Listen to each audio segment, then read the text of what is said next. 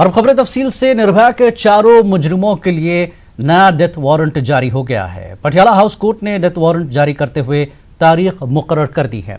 20 मार्च को सुबह 5:30 बजे चारों मुजरिमीन को फांसी होगी।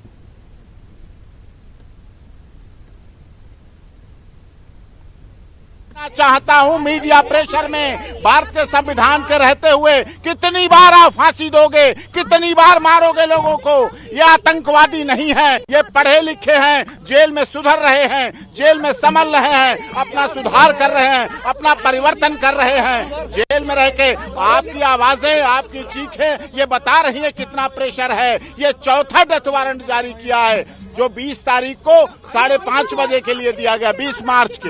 लीगल रेमेडी अभी बची हुई है अक्षय की। आपने देखा कोर्ट में देखा अक्षय की मर्सी पिटीशन जेल में रिसीव कराई। कोर्ट में पूछा कि जेल में मर्सी पिटीशन अक्षय की है। जेल ने कहा हाँ है। राष्ट्रपति भवन की रिसीविंग दिखाई कि मर्सी पिटीशन रिसीविंग है दिखाई, और उसके बाद वो साइलेंट है, वो बिल्कुल साइलेंट है, बिल्कुल वो चुप हैं। देखिए देखिए आज फिर एक बार नया डेट वारंट जारी हो गया, क्योंकि अब उनकी कोई लीगल रेमेडी नहीं है। मर्सी खारिज हो गई चारों की। फाइनली आज चौथा बार डेट वारंट जारी हो गया। तो अब उम्मीद करते हैं ये डेट फाइनल हो, उसी डेट पे इनको फांसी हो और निर्भया को इंसाफ। आज फिर इन्होंने टालने की कोशिश की थी कि दूसरा इन्होंने मर्सी पिटीशन फाइल किया है, लेकिन कोर्ट ने कहा कि हम इस मामले में अब कुछ नहीं सुनेंगे क्योंकि आप चारों जो रेमेडीज हैं वो खत्म कर चुके हैं। क्योंकि उनकी हर कोशिश यही रहती है या डेट वारंट ना निकले या डेट को पोस्टपोन कराओ। लंबे समय से अब न्याय माना जाए। हर चीज का एक अंत होता है और अब उनकी कोई रेमेडी नहीं है चारों में से। तो फाइनली अब नया डेट वारंट जारी हुआ है, अब उसी डेट पे फांसी होगी। और आगे बढ़ेंगे। आपके मुअत्तल कारपोरेटर ताहिर हुसैन ने खुद सुपुर्दगी कर दी है। उन्होंने राउज एवेन्यू कोर्ट में खुद सुपुर्दगी की है। दिल्ली तशद्दुद के बाद से ताहिर हुसैन का कोई अता पता नहीं था। उनकी तलाश की जा रही थी। ताहिर हुसैन पर दिल्ली तशद्दुद में मुलविस होने के इल्जाम आयद किए गए हैं। ताहिर पर IB अफसर अंकित के कत्ल में मुलविस होने का भी इल्जाम है। ताहिर ने खुद को बेकसूर बताया है। देखिए, कोर्ट में जो हमने एप्लीकेशन लगाई थी, जज साहब ने उसकी एक कॉपी स्टेट को दी थी। PP साहब ने एप्लीकेशन को पढ़ा और PP साहब ने ये कहा कि हमको ऑब्जेक्शन नहीं है, अगर ये कोर्ट में सरेंडर करते हैं हम इन्वेस्टिगेशन ज्वाइन करवा लेंगे। लेकिन जज साहब ने एक इशू रखा कि ये एप्लीकेशन यहाँ पर कैसे मेंटेनेबल है। तो जज साहब ने उस मेंटेनेबल का इशू रखे, PP साहब की सबमिशन सुनी, हमारी सबमिशन सुनी, उन्होंने कहा ये एप्लीकेशन मेंटेनेबल नहीं है, लेकिन आप फ्री हैं, कहीं भी आप सरेंडर करें या ज्वाइन कर लें जो भी इन्वेस्टिगेशन। उन्होंने फिर पुलिस के सामने सरेंडर कर दिया और उन्होंने ये भी एश्योरेंस दिया है कि जो भी इन्वेस्टिगेशन एजेंसी है मुझसे जो भी सवालात पूछेंगे मैं उसको देने के लिए रेडी हूं और जहां मुझे कहेंगे मैं जाने के लिए तैयार हूं। राइए, इस पूरे मामले पर बात करते हैं। हमारे साथ हमारे नुमाइंदे सुशील पांडे जुड़ चुके हैं। सुशील, जिस तरह से ताहिर हुसैन का के ड्रामा अंदाज में उनकी खुद सुपुर्दगी हुई है, क्या कुछ कोर्ट में देखने को मिला है? आज साफ तौर से ताहिर हुसैन ने सरेंडर कोर्ट में फाइल किया था, क्योंकि उनको ये डर था कि इस पूरे मामले में दिल्ली पुलिस जल्द ही उन्हें गिरफ्तार कर सकती है। हालांकि इससे पहले उन्होंने कड़कड़डूमा कोर्ट में अग्रिम जमानत याचिका लगाई थी, लेकिन कोर्ट फिलहाल उनकी इस सरेंडर एप्लीकेशन को डिसमिस कर दिया और कोर्ट ने कहा कि ये उनका जुरिडिक्शन नहीं है, लिहाजा क्राइम ब्रांच की टीम ने उनको गिरफ्तार कर लिया है। अब क्राइम ब्रांच की टीम उनसे पूछताछ करेगी। तो तमाम जो धाराओं के तहत उनका मुकदमा दर्ज किया गया है वो तमाम धाराओं के तहत उनसे पूछा जाएगा। हालांकि कोर्ट में साफ तौर से ये कहा गया ताहिर हुसैन की तरफ से कि उनकी दलीलों को नहीं सुना गया है, लेकिन इस तरह सरेंडर एप्लीकेशन उन्होंने किया था, उस सरेंडर एप्लीकेशन से कोई प्रतिक्रिया देने से मना कर दिया है। कोर्ट ने कहा नहीं करेंगे। तो एक ताहिर जी, हेलो जी सुशील, तो एक तरफ से क्या गिरफ्तारी हुई है फिर अब ताहिर हुसैन की? तो जिस तरह से नाजरीन, ताहिर हुसैन काफ़ी दिनों से लापता रहे, तलाश जारी थी, लेकिन आज ये बताया गया था कि वो सरेंडर करने के लिए पहुंचे, लेकिन अदालत में जिस तरह की बातें हुई उसके बाद उन्हें वहीं पर गिरफ्तारी की भी खबर आ रही है। लेकिन पहले खुद सुपुर्दगी, वो राउज एवेन्यू कोर्ट में खुद सुपुर्दगी के लिए पहुंचे और उन्होंने अपनी अपील वहाँ पर की, लेकिन बावजूद इसके उन्हें गिरफ्तारी की खबर भी इस वक्त आ रही है। उनकी अपील पर जो उनके लिए काम नहीं आई है, उनकी अपील दरख्वास्त उनकी काम नहीं आई है अदालत में, तो ये कहा जा रहा है कि उन्हें गिरफ्तार कर लिया गया है। सुशील पांडे हमारे साथ एक बार फिर हम जोड़ने की कोशिश करेंगे, तकनीकी खराबी के बाद आवाज़ ठीक तरह से नहीं पहुंच पा रही है। तो ये ताहिर हुसैन आज मीडिया के सामने आए हैं। दिल्ली तशद्दुद मामलात में ख़ासकर अंकित के कत्ल के मामले में इन्हें कसूरवार बताया जा रहा है, लेकिन उन तमाम बातों को ताहिर हुसैन ने मुस्तरद कर दिया है। दिल्ली तशद्दुद के बाद ताहिर हुसैन का कोई अता पता नहीं था, उनकी तलाश जारी थी। ताहिर हुसैन पर दिल्ली तशद्दुद में मुलविस होने के इल्ज़ाम थे और जो आईबी अफसर है अंकित, उनके कत्ल में मुलविस होने का भी इल्ज़ाम है ताहिर पर। ताहिर ने खुद को इन तमाम मामलात में बेकसूर बताया है।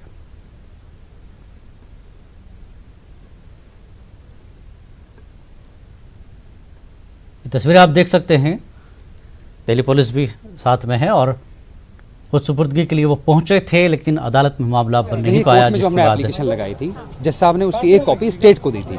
पीपी साहब ने एप्लीकेशन को पढ़ा और पीपी साहब ने ये कहा कि हमको ऑब्जेक्शन नहीं है, अगर ये कोर्ट में सरेंडर करते हैं हम इन्वेस्टिगेशन ज्वाइन करवा लेंगे।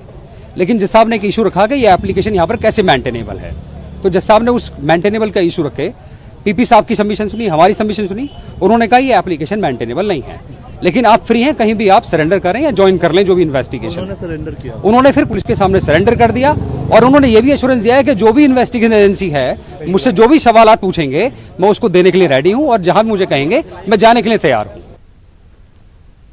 तो ये वकील की आपने पूरी तफसील सुनी कि किस तरह से आज ताहिर हुसैन खुद सुपुर्दगी के लिए पहुंचे। अदालत में जो दरख्वास्त उन्होंने दायर की थी वो मेंटेनेबल नहीं है, जिसके बाद उन्होंने खुद सुपुर्दगी की पुलिस के सामने। तो अब ताहिर हुसैन ने भी साफ किया है कि इस मामले में, जो दिल्ली तशद्दुद के मामले में, खासकर आईबी अफसर अंकित के कत्ल के मामले में इन पर इल्ज़ाम है, लेकिन ताहिर हुसैन ने इन तमाम इल्ज़ामात को मुस्तरद कर दिया है और साथ ही कहा कि जो भी एजेंसी इन्हें पूछताछ के लिए बोलेगी, पूछताछ किए जाएंगे, जो भी सवालात किए जाएंगे उन तमाम के जवाबात वो देने के लिए तैयार हैं। यानी तहक़ीक़ात में ताउन करने की बात ताहिर हुसैन अब कर रहे हैं। तो काफ़ी दिनों से लापता रहे ताहिर हुसैन आज मंजर आम पर आए हैं, उनकी तलाश जारी थी। दिल्ली तशद्दुद में मुलविस होने के इल्ज़ामात उन पर हैं, आईबी अफसर अंकित के कत्ल का इल्ज़ाम उन पर है, जिसको ताहिर हुसैन ने मुस्तरद कर दिया है।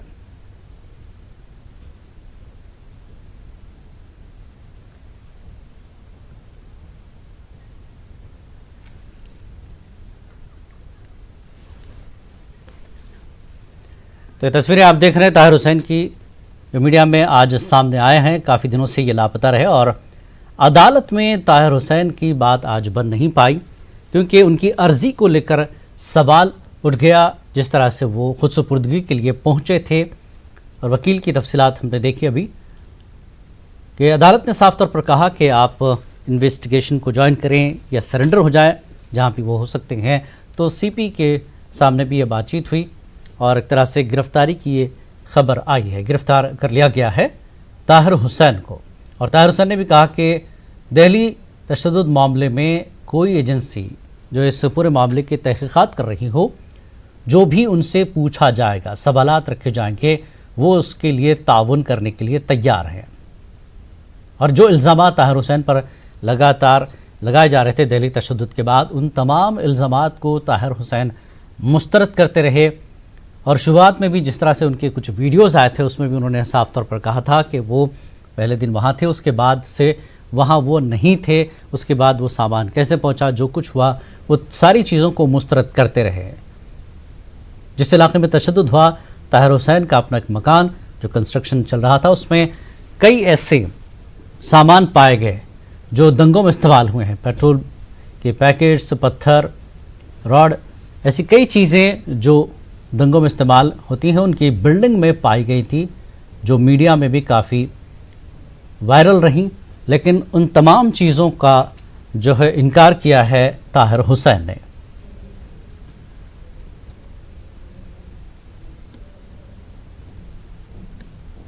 और आज अदालत में खुदसुपुर्दगी के लिए वो पहुंचे। ताहिर हुसैन की खुदसुपुर्दगी पर सवाल उठने लगे। अदालत में जो कुछ हुआ उसमें उन्हें सीधे तौर पर सरेंडर करने के लिए कहा गया तो वो गिरफ्तार हुए हैं। गिरफ्तारी के बाद उन्होंने कहा कि वो तहक़ीक़ात में ताउन करने के लिए तैयार हैं और जो इल्ज़ामात उन पर लगाए गए हैं उसको उन्होंने नकार दिया है।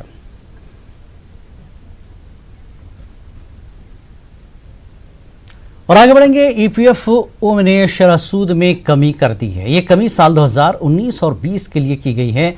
पीएफ की शरह सूद 8.65% से कम करके 8.50% कर दी गई है। इस फैसले से निजी कंपनियों के करोड़ों मुलाजमीन को झटका है। ईपीएफओ को इस फैसले से 700 करोड़ रुपए की बचत होगी। सदस्यों के साथ बातचीत हुई है। ये बात सही है कि पिछली बार हमने जो रेट ऑफ इंटरेस्ट दिया था लोगों की अपेक्षाओं से और ज़्यादा बढ़कर दिया था, पर सारी व्यवस्थाओं को ध्यान में रखकर वैसे पैसे की कमी नहीं है, पर 8.5 हम लोगों ने इस बार तय किया है, जिससे कि भविष्य में ऐसा कोई समस्या हमारे सामने ना आए। 8.5 पर 700 करोड़। और आधार को इलेक्शन कार्ड से जोड़ने की तजवीज हुकूमत के ज़ेर गौर है। वजीर कानून रविशंकर प्रसाद ने लोकसभा में जानकारी देते हुए कहा कि हुकूमत आधार कार्ड को इलेक्शन कार्ड से जोड़ने पर गौर कर रही है। आधार को इलेक्शन कार्ड से जोड़ने की तजवीज इलेक्शन कमीशन की जानिब से पेश की गई है। शुमाल मशरकी दिल्ली डीसीपी दफ्तर में पुलिस अफसरान और अमन कमेटी की मीटिंग हुई है। दिल्ली के लेफ्टिनेंट गवर्नर अनिल बिजल ने इस मीटिंग की सदारत की। उन्होंने अमन कमेटी के अरकान को फिरकों के बीच एतमाद साजी के लिए कोशिश की जारी रखने को कहा है। मीटिंग के बाद मीडिया से बात करते हुए अनिल बिजल ने कहा कि हालात मामूल की तरफ तेजी से लौट रहे हैं। धीरे धीरे अब नॉर्मलसी आ रही है। स्कूल भी चल रहे हैं, स्कूलों में एग्जामिनेशन सीबीएसई का भी चल रहा है, पुलिस भी तैनात है और जितना भी नुकसान हुआ है चाहे वो सड़कों पर हो या बिल्डिंग्स का हो उसका असेसमेंट्स भी एसडीएम्स और डीसीज कर रहे हैं। और धीरे धीरे जितना भी इनको रिपेयर वगैरह के लिए सरकार ने अनाउंस किया हुआ है पैसा भी दिया जाएगा। और लोगों ने ये कहा है कि ये चाहते हैं कि आपस में कम्युनिटीज़ के लोग मिल करके थोड़ा बहुत जाएं कम्युनिटी में, आउटरीच तरीके का हो कि जिससे कि लोग बता सकें कि भाई अमन चैन से रहना है सबको। ये अगर वो चाहते हैं तो हमारे पुलिस ऑफिसर्स के साथ मिल करके अमन कमेटी जाए, जगह जगह कॉलोनीज़ में जाए, बताए लोगों को कि हम सबको साथ रहना चाहिए, अमन चैन के साथ रहना चाहिए। दिल्ली के पुलिस कमिश्नर एसएन श्रीवास्तव ने फसाद मुतासरा शुमाल मशरकी दिल्ली के कुछ इलाकों का दौरा किया। उन्होंने कहा कि सूरत हाल तेजी से मामूल की तरफ लौट रही है। आज हम यमुना विहार, उससे पहले हम गए थे टायर मार्केट भी गए थे और खजूरी खास भी गए थे। जहाँ तक हालात की बात है, हालात बिल्कुल नॉर्मल है। सब जगह सिक्योरिटी का सेंस है। अब लोगों को ये जो कुछ हुआ है उनको जिस प्रकार से प्रभावित हुए हैं, पूरी कोशिश है कि उनके मनस्थिति को भी नॉर्मल किया जाए। तो बराबर उनके साथ हमारा राब्ता है, बातचीत हमारी हो रही है। बहुत सारे लोग हमारे ऑफिस में भी, यहाँ पे भी हमसे मिल रहे हैं। हमारा प्रयास है यही है कि हम सिचुएशन को बिल्कुल नॉर्मल कर दें। वैसे जैसे मैंने कहा सभी सिक्योर फील कर रहे हैं, लेकिन अगर उनकी कोई भी बात है उसको हम ध्यान दे करके उसको दूर कर रहे हैं। जो भी कानूनी प्रक्रिया होनी चाहिए वो हम ताहिर के खिलाफ हम कर रहे हैं और आपको हमारे पे बिल्कुल पूरा विश्वास करना चाहिए कि हम उसे जल्द से जल्द कानून के सामने हम पेश करेंगे। और इस वक्त की एक अहम खबर आपको देते पार्लियामेंट से आ रही है। पार्लियामेंट में हंगामा आराई का मामला, लोकसभा स्पीकर ने 7 कांग्रेसी अरकान को मुअत्तल किया है। बड़ी खबर इस वक्त की, लोकसभा स्पीकर ने 7 कांग्रेसी अरकान को मुअत्तल किया है। गोगोई, प्रतापन समेत दीगर अरकान मुअत्तल किए गए हैं। पार्लियामेंट में हंगामा आराई हो रही है। दिल्ली के मामला, दिल्ली तशद्दुद पर बात करने की बात हुई थी और ऐसी कई चीज़ों को लेकर हंगामा चल रहा था ऐसे में लोकसभा स्पीकर ने 7 कांग्रेसी अरकान को मुअत्तल किया है। गोगोई प्रथापन समेत दीगर अरकान मुअत्तल किए गए हैं। पार्लियामेंट में हंगामा आराई का मामला, मुसलसल हंगामा आराई के पेश नजर लोकसभा स्पीकर ने 7 कांग्रेसी अरकान को मुअत्तल किया है, जिसमें गोगोई प्रथापन समेत दीगर अरकान शामिल हैं। बड़ी खबर इस वक्त की लोकसभा से आ रही है। लोकसभा के स्पीकर ने 7 कांग्रेसी अरकान को मुअत्तल किया है। गोगोई प्रथापन समेत दीगर अरकान मुअत्तल किए गए हैं। लोकसभा में काफी हंगामा आराई हो रही थी। हंगामा आराई के पेश नजर लोकसभा स्पीकर ने कांग्रेस के 7 अरकान को मुअत्तल कर दिया है।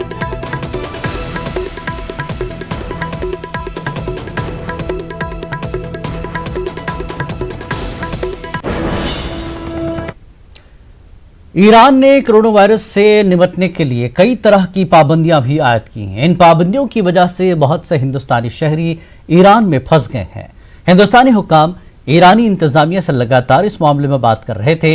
हिंदुस्तानियों को ईरान से निकालने की हर मुमकिन कोशिश की जा रही है। आज हिंदुस्तानी मेडिकल टीम ईरान पहुंचेगी, इसकी जानकारी वजीर खारजा एस जयशंकर ने ट्वीट के जरिए दी है। उन्होंने कहा कि आज शाम तक कुम में पहला क्लिनिक खुलने की उम्मीद है और इसके फौरी बाद ही स्क्रीनिंग टेस्ट का अमल शुरू किया जाएगा।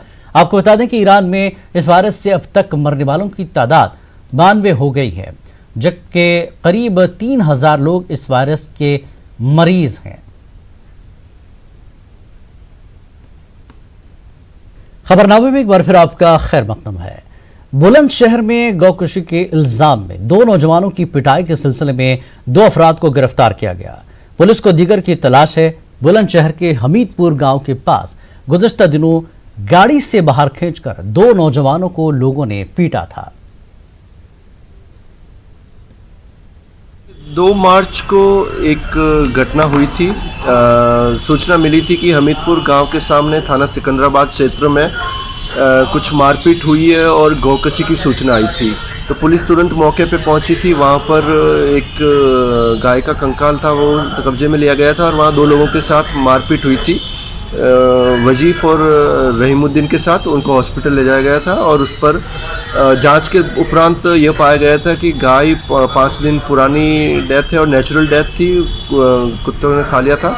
लेकिन मारपीट जो अफवाहें उड़ा के हुई थी उस पर मुकदमा दर्ज किया गया था, क्राइम नंबर 118/20। इसमें उसके बाद कुछ एक वीडियो वायरल हुआ था जिसमें कुछ लोग बेरहमी से 2 लोगों को मारपीट कर रहे हैं। इसमें काफ़ी लोग प्रकाश में आए, सभी आइडेंटिफाई हो गए हैं। उसमें हमारी सिकंदराबाद पुलिस ने बहुत ही अच्छा काम कर 2 लोगों को अरेस्ट किया गया है। ये है करण और बादल, करण उर्फ विपिन और बादल उर्फ विनेंद्र।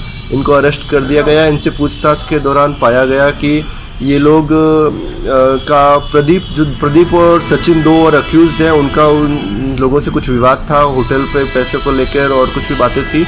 तो इन्होंने शराब पीकर उस दिन ये वहाँ प्लान बनाया और वहाँ पे ये लोग क्रिकेट खेलते हैं, तो उनको पता था कि वहाँ पर गाय पड़ी है, तो इन्होंने वो झूठी कहानी बनाकर अफवाहें फैलाने की कोशिश की ताकि माहौल यहाँ पर बिगड़े। तो इसमें ये कहानी सामने आई है। इन लोगों को अरेस्ट करके जेल भेजा जा रहा है। हाथों की लकीरों की मोहताज नहीं होती किस्मत तो उनकी भी होती है जिनके हाथ नहीं होते। बस जिंदगी को एक सुनहरा मोड़ देने वाली सोच और लगन होनी चाहिए। जी हाँ, बिहार के गुमनाम से गांव के रहने वाली रग्बी खिलाड़ी स्वीटी के जिद्दोजहद की कहानी ऐसी ही है।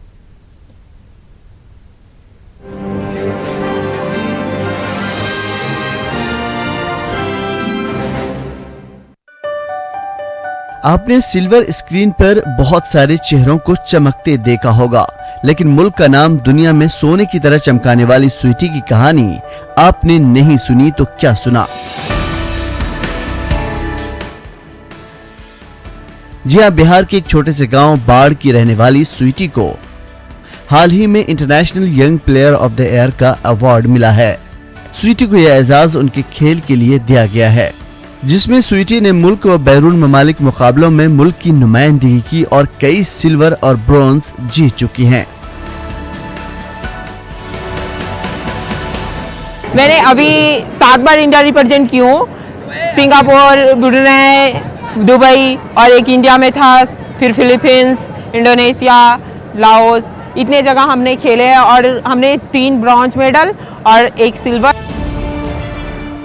इस अवार्ड के लिए स्वीटी का मुकाबला दुनिया के 10 बेहतरीन खिलाड़ियों के साथ हुआ, लेकिन स्वीटी ने अपनी खेल के तय लगाव और जज्बे की बुनियाद पर सबको शिकस्त देकर टाइटल अपने नाम कर लिया। हाल में हमें international young player of the year से नवाजा गया है। मैं इस अवार्ड से काफ़ी खुश हूँ कि 10 देश की कंट्री के लोग थे, लेकिन उनमें से मुझे सेलेक्ट किया गया। मैं काफ़ी खुश हूँ कि उन 10 कंट्रियों में से मेरा परफॉर्मेंस अच्छा रहा, तभी तो उन्होंने मुझे ये अवार्ड के लिए सेलेक्ट किया। अपने भाई के खेल से मुतासिर होकर खेल के मैदान में उतरी स्वीटी शुरुआत में एथलेट्स के तौर पर अपनी पहचान बनाना चाहती थी, लेकिन जब साल 2014 में स्टेट एथलेटिक्स मीट के दौरान बिहार के रग्बी टीम के सेक्रेटरी ने रग्बी खेलने का मौका दिया, वो दिन और आज का दिन स्वीटी ने पीछे मुड़कर नहीं देखा। पहले वो कौमी टीम का हिस्सा बनी और फिर दुनिया भर में छा गई।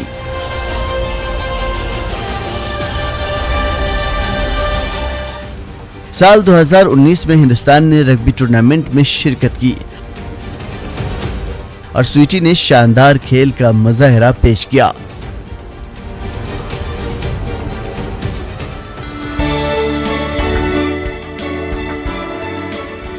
आज गांव वाले उनकी कामयाबी पर फख्र करते हैं। बिहार के एक गांव से निकलकर एशिया एथलेटिक्स की अजीम खिलाड़ी बन चुकी स्वीटी आज अपने गांव में रोल मॉडल हैं। एक बेटी विदेश जाके अकेले चल गई, अकेले खेल के चलाई, ये बहुत बड़ी बात है। हम लोग को आज बहुत खुशी मिलता है कि चलिए इतना बच्ची रहते हुए मैं आज एक बच्ची इतना मुकाम तक पहुंची। दीदी को देख के हम लोग को भी कुछ सीखने को मिलता है कि हम भी कुछ अच्छा करें अपने लाइफ में। स्वीटी की कामयाबी के पीछे जद्दोजहद की पूरी कहानी है, लेकिन सफर की इन तमाम मुश्किलों को भुलाकर स्वीटी मुल्क के लिए गोल्ड मेडल जीतने का ख्वाब पूरा करना चाहती हैं। Bureau report, news 18 Urdu.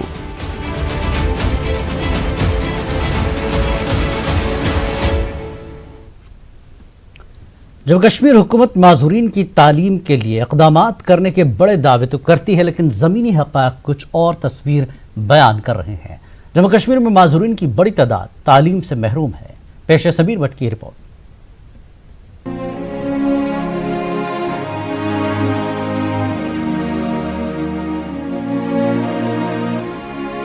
Ramesh Kumar Jammu के गंग्याल इलाके में रहते हैं। रमेश बचपन से माजूर हैं और माजूरी की वजह से ही वो अपने दीगर साथियों की तरह स्कूल नहीं जा सके और इल्म की दौलत से महरूम रह गए। रमेश की तरह जम्मू कश्मीर में हजारों अफराद जिस्मानी तौर पर नाक़िज़ हैं, जो दरकार जरूरी सहूलतें दस्तयाब न होने के सबब तालीम हासिल नहीं कर सके हैं। आदाद शुमार के मुताबिक जम्मू कश्मीर में 3.5 लाख से ज्यादा अफराद माजूर हैं, जिनमें से 2,10,000 अफराद नाख्वानदा हैं। जम्मू कश्मीर में माजूर अफराद में ख्वानगी की शरह 41.8% है, जबकि कौमी सतह पर यह शरह 54.42% है। रमेश के मुताबिक उन्हें पढ़ने का बहुत शौक था, लेकिन वसाइल न रहने से वो नाख्वानदा रह गए। यार मेरे यहाँ पे कोई सोर्स ऑफ वो ट्रांसपोर्ट नहीं था, मैं जा नहीं पाऊँगा। घर में भी माइग्रेशन के बाद मैं पढ़ नहीं सका, क्योंकि मैं यहाँ पे उतना वो हमारे लिए पढ़ाने के लिए कोई ये स्कूल नहीं था। ऐसे मेरे अंदर भी बहुत शौक था कि पढ़ने का, ऐसे बहुत ज़्यादा, तो मगर नहीं पढ़ सका। प्रॉब्लम तो बहुत ज़्यादा होती है हमारे कॉलेज में, मतलब ब्रेल बुक्स नहीं प्रोवाइड हैं और जो लिखने का मटेरियल है जो भी है वो लिखने का मतलब प्रोवाइड नहीं करते हैं हमें। तो मैं गवर्नमेंट से यही कहना चाहूँगी कि हमें जैसे साइटेड्स के लिए बुक्स होती है वैसे हमारे लिए भी ब्रेल बुक्स होनी चाहिए। ये मैंने रिकॉर्डर लाया है देहरादून से, यहाँ पे अवेलेबल ही नहीं है। अगर माजूरीन की आबादी में बच्चों की शरह का जायजा लें तो इस एतबार से मुल्क भर में जिस्मानी तौर पर नाक़िज़ बच्चों की सबसे ज्यादा तादाद जम्मू कश्मीर में है।